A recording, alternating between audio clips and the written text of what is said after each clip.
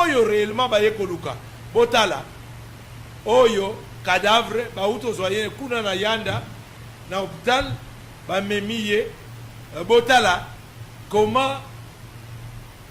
réalisation likambo de salamaki voilà papa de lunga na alinga kiteto filmer mais botala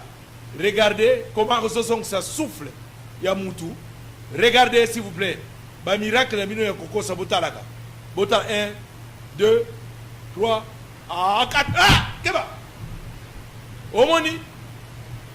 voilà comment le Christ remet souffle il peut aseki parce que ça muta kinkukusa aseki baramoko bandeko tala comment souffle la mutu zongi yo ozola musa mutu ebembe yo tandi le boko ebembe tomboli le boko mais on est un miracle to eza toko le barabino après voilà batata ba maman et que ce jour là ba maman Ramona le quoi caméra na biso ezaki fixé to tikalana yeloko yo tokoka kozwate et ba maman Ramona place bango bazalaki KO et ils ont crié que réellement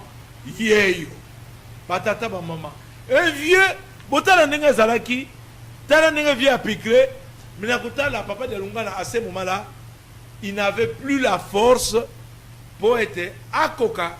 Kotombola une grande dame là hein? Et Batunyoso tala Kosimba s'il vous plaît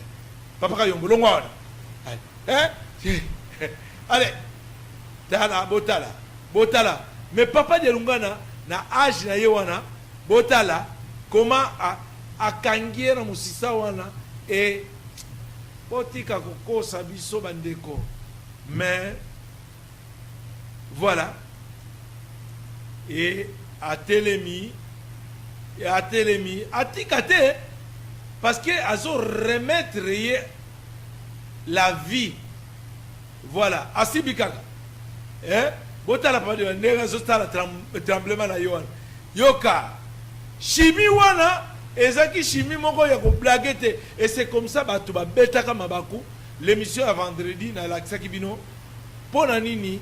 ngai na betaka tolo na tata oyo parce que je connais tala les bazo pangusa so yoana yo o supporter lo benini ke nzambe ngo yeyo yango na tangaki bino Esaïe 53